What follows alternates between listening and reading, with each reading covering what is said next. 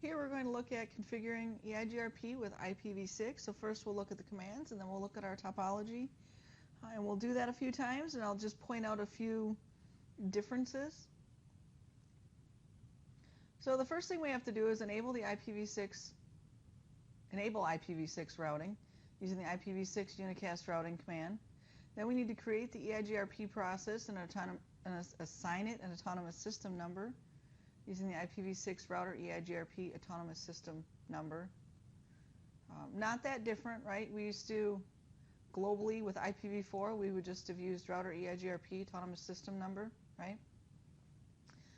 Next, we're going to configure a router ID. Now, if we have IPv4 running along with IPv6 on this network, the router will automatically find a router ID by either using the highest IP address of a loopback address, the highest IP address of a loopback interface, or the highest IP address of a physical interface, a physically active interface.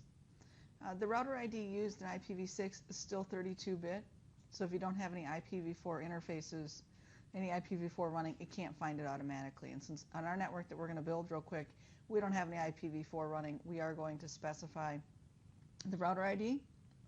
And then next we need to enable EIGRP on the interface. And we'll go directly on the interface with this, so that's another way it's a little bit different than IPv4, using the IPv6 EIGRP autonomous system command. Remember with IPv4 we would do the router EIGRP autonomous system number, and then we would say network, and whatever our network was, our network and, possibly subnet mask. We could do it either way. But we would use the network command in order to activate it on an interface if we wanted a particular interface to participate in EIGRP routing. With IPv6, if we want a particular interface to participate in EIGRP routing, we will configure that right on the interface. So let's go ahead and do that. This is the topology that we're looking at. I've configured all the IP addresses, and just to verify that I've configured them correctly and we're up at layers 1 and 2, I'm going to go ahead and sit on branch 1, and I'll ping this IP address in HQ, because remember, if we're directly connected, and layers 1 through 3 are correct, directly connected, so IPv6 addresses are correct, and layer 1 and 2 are up, we can ping. We don't need routing in order to ping directly connected. Now, just to verify I don't have routing, or maybe to prove I don't have routing, I'm going to go ahead and see, then you also can see how it'll behave, what kind of results you'll get if I go ahead and ping this address. It shouldn't work, of course, so I don't have routing happening, and then we will get an error, and then I'll sit on HQ just to ping right from here to here, because these guys are directly connected, to verify those addresses. And then we'll go ahead and configure routing. So I'm going to go ahead and pull the branch 1's console over, and we'll configure that. We'll go through that, and then we'll go to HQ, and we'll go to branch 2, and we'll verify our connectivity and our behavior. Okay, so the first thing we said we wanted to do was just ping our directly connected. So we'll go ahead and ping HQ01 interface, which is FD01:1:2. Remember, on branches side, it's FD01:1:1, directly connected on the same subnet, or same network, sorry, would be 2. And he works, so that's good. Now let's try to ping through it. That would be FD01:2:1, and we get a no valid route for this destination, which we should, because we haven't configured routing. So no surprise there. Let's go over to HQ real quick and just ping. Obviously, if it worked on one side from branch to HQ, it should work from HQ back, because you got a reply, but we'll do it anyway. FD01:1:1 would be branch 1, and we're good. Now if we do FD01:2:2, which is the directly connected link between HQ and branch, and that works. So I'm not positive our loopbacks, we haven't went through and tested those, but we know directly connected between our routers, everything's working. So let's go back and configure routing then for IPv6. So the first thing we want to do is in global config, we want to do IPv6 unicast routing. to enable IPv6 routing. Whoops, I want to spell unicast correctly first. Sorry. And then we'll go ahead and create our EIGRP process and assign an autonomous system number of 100. IPv6 router EIGRP 100. Now in here, remember, because I don't have any IPv4 addresses available for the router to automatically figure out what its router ID should be in the process, I'm going to go ahead and configure the router ID. So EIGRP router ID and just a 32-bit value that's unique, and it is in this network. Now let's go ahead and I'm going to activate. I have on branch 1, we have 1 physical interface, 3 loopbacks. For just this moment, I'm just going to do gig 01. We'll activate that for EIGRP and loopback 0.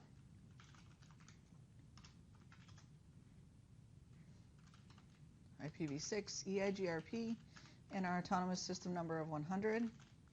And then we'll go into loopback 0 and do the same thing. I just hit the up arrow.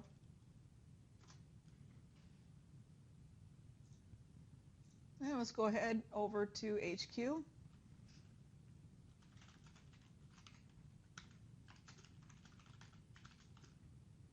Whoops.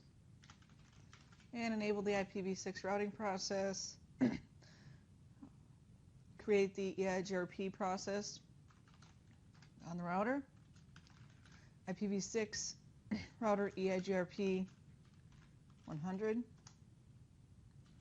And then again, we need to do our EIGRP router ID. Just tab complete here. And another unique number. We have 2 interfaces to activate EIGRP on, gig 1 and gig 2.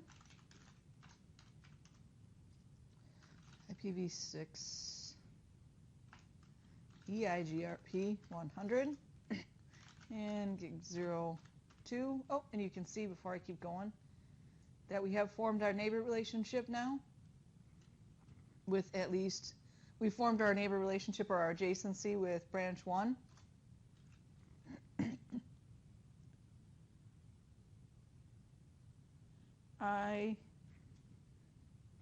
IPv6 100.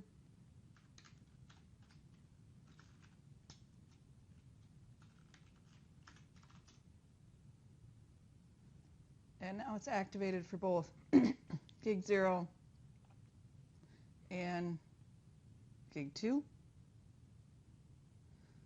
But we're not going to form a relationship off of gig 2 yet because it hasn't been activated for on the other side of branch 2, right? So we'll have to go ahead and do that next. Oh.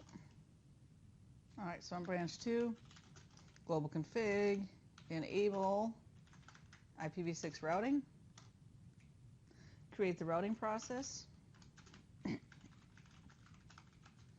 same autonomous system number. It's the same thing as IPv4. If you want them all to participate or to form neighbor relationships, they have to have the same autonomous system number. Always want to start with router ID.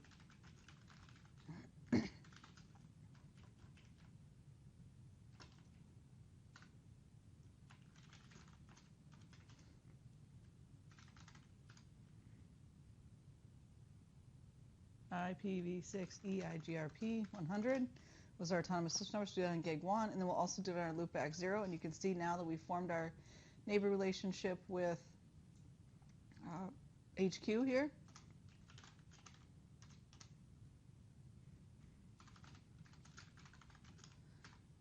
And we want to activate EIGRP in our loopback also, so we'll see those routes. Now, that's all we had to do. We should be working.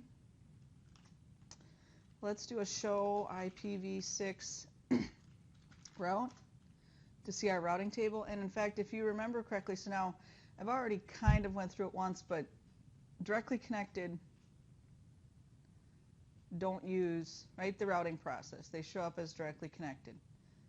Whenever we go through the router, then it's going to show up as an EIGRP, or if it has to advertise the route. So we have our loopback address on branch 1, which means branch 1 is advertising this prefix. So which is its loopback 0 address because we activate IPv6 on it. It's also having to go for branch 2, we have to go through HQ to get to this one.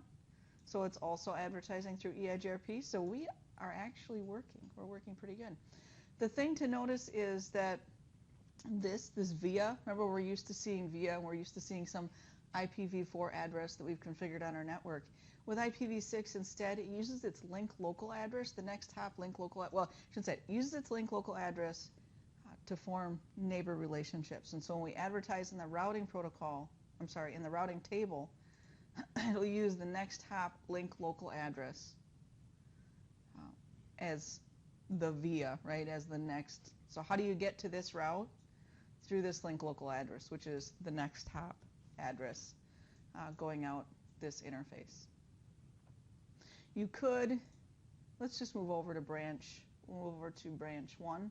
I like working with both sides of the spectrum so you actually see routes in a small network like this. Show IPv6, show IPv6 route. And again, 2 is the other side of HQ, the connection between HQ and branch 2. 4 is the loopback address serviced on branch 2. And again, the link local address is how we're getting there. FE80 shows us its link local. Show IPv6 topology. Whoop, that one's not right. Hold on. Whoop. There we go. EIGRP topology, how about? That's a little better. It'll show us our topology table where we have the 2, the 4, the 3, and the 1. So we're looking pretty good right now. Let's go ahead and activate it on other loopbacks. E6.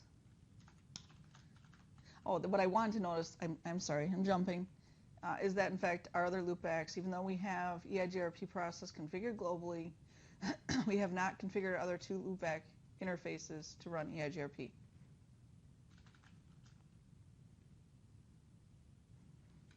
So we'll go ahead and do that.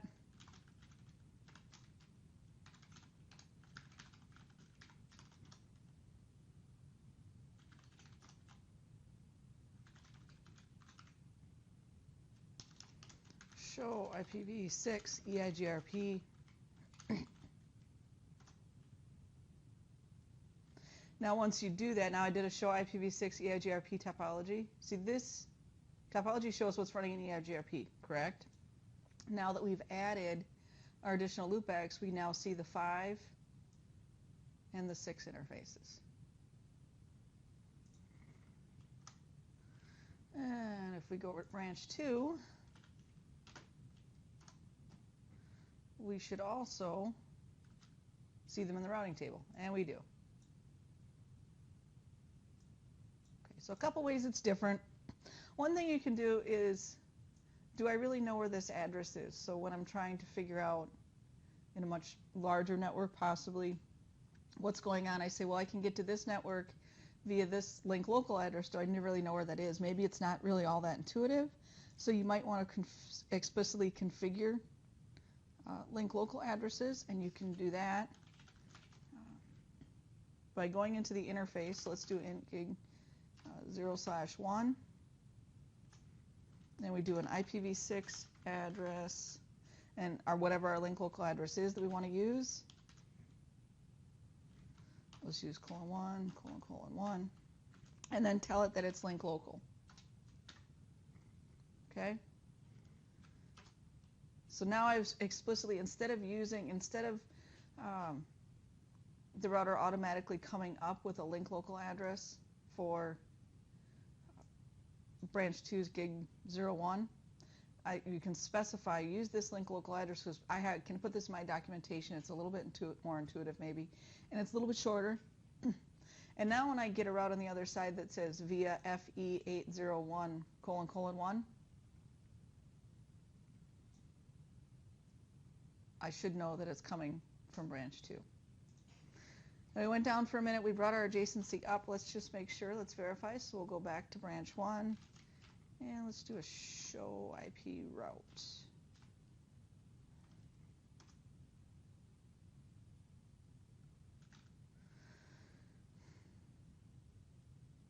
Find it. Why am I not seeing it? I missed something. Oh, I know what I did. Well, this is a good demonstration, I guess. Link local addresses are local to that particular link.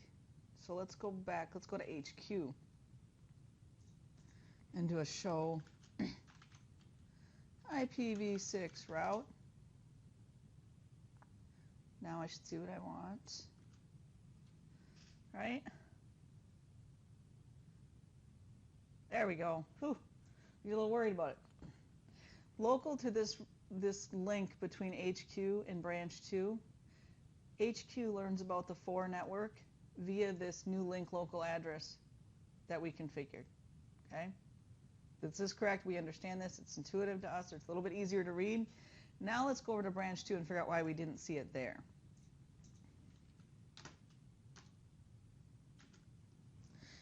If we do a show IPv6 route, we find that 4 route again, and we notice this really long address. It's because this route was learned from HQ. HQ's link local address is this. It took me off guard for a second, but I just went too far over. So I had to make sure that I explained to you where I was making my mistake. And it was, if we look back at our topology, this network going there, this guy learned about this network through this link local address. But when he goes ahead and he advertises that same network, right, to branch 1, branch 1 is learning about it through this link local address, the gig11. So you could go through and you could change them all the way through. It was just an example that you could change link local addresses and maybe make them a little more easy to read. Anyway, that is it.